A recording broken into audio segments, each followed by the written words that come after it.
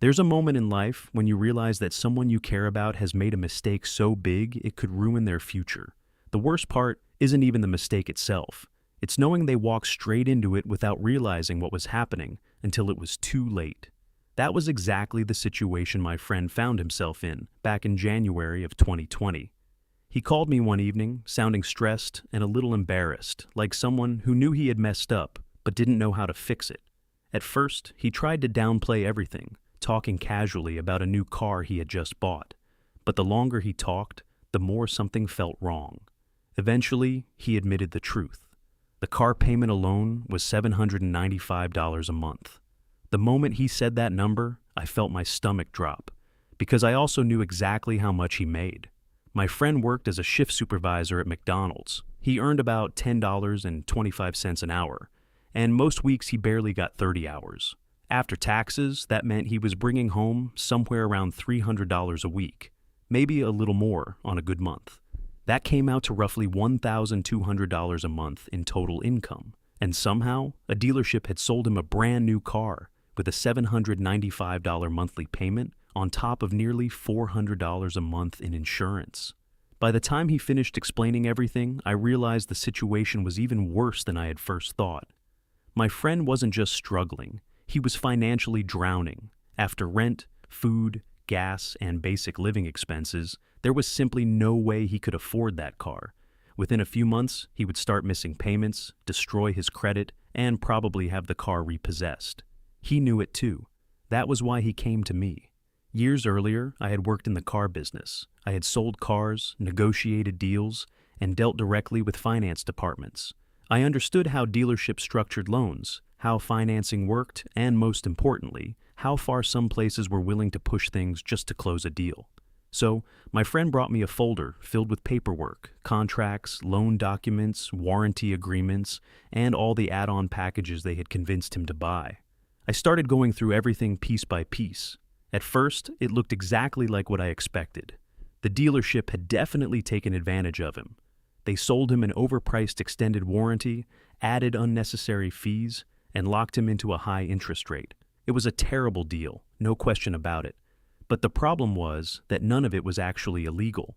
Car dealerships can sell overpriced products all day long. As long as the buyer signs the paperwork, it's considered a legal agreement.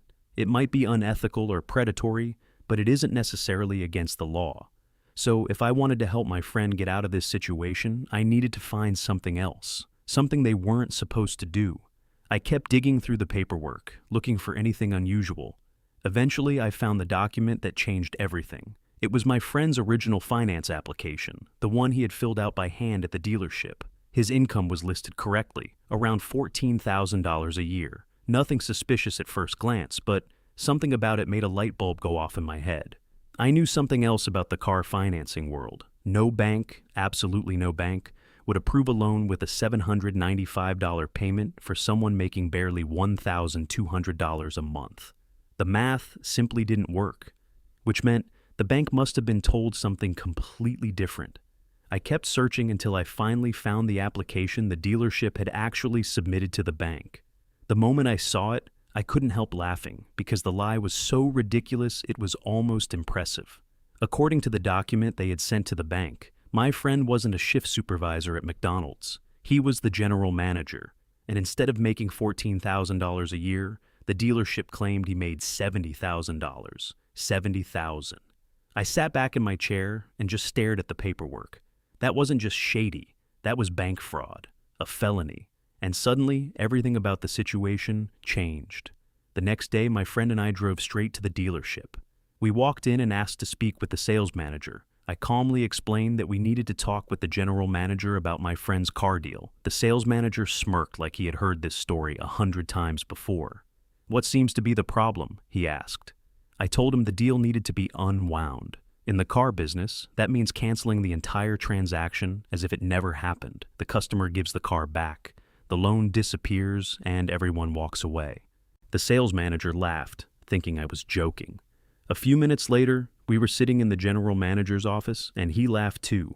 That was when I placed the paperwork on his desk. First, I showed him the finance application my friend had filled out himself. Then I placed the dealership's version right beside it and pointed directly at the income line. My friend makes about $14,000 a year, I said calmly. Your finance department told the bank he makes 70. The room went completely silent. For a few seconds, the general manager just stared at the two documents. I could actually see the exact moment he realized how serious the situation was, because the evidence was undeniable. It was right there in black and white. He leaned back slowly in his chair and let out a long breath. Okay, he said quietly. What do you want? I didn't hesitate. You're going to unwind the deal, I said, and give my friend his trade-in back. The general manager didn't answer right away. Instead, he rubbed his forehead like someone trying to figure out the least painful way out of a disaster.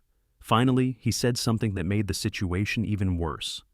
Unfortunately, we already sold his trade-in. I nodded calmly. That's fine, I replied. He looked confused. We'll still unwind the deal, I continued, and you'll put him into a car that's equal to, or better than, the one he traded in. The general manager raised an eyebrow. So, he'll buy another car? He asked. I shook my head. No, I said. You'll give him one. His expression hardened immediately. It doesn't work that way. I leaned forward slightly and kept my voice steady. It does when you commit bank fraud. The tension in the room thickened instantly. For a moment, neither of us spoke. Finally, he sighed and stood up. Let me check the inventory, he said before walking out of the office. A few minutes later, he came back with an offer. We have a 2007 Ford Focus, he said. About 10,000 more miles than your friend's old car. I shook my head. No, he frowned. I'm giving him a free car. I corrected him calmly. No, you're correcting a felony. His jaw tightened. I continued, explaining clearly what had happened, how they had taken my friend's trade-in, sold it, and then falsified his income to push through a loan that never should have been approved in the first place. This isn't a favor, I told him. It's damage control. He stared at me for a long moment and finally said, That's the best I can do. I stood up. All right, I said. Then we'll take the paperwork to a consumer protection attorney. My friend looked nervous, but this had always been our backup plan. We started walking toward the door when the general manager suddenly said, Wait. We turned around. He rubbed his face again, clearly frustrated. I have a 2008 Honda Civic, he said slowly. 5,000 more miles than your friend's trade-in. But it's a Civic, not a Focus. He paused for a moment. I unwind the new car deal and give him the Civic. No additional cost. I looked at my friend and he looked back at me. Then I nodded. Deal. Within an hour, the paperwork was completed. The brand new car loan was canceled.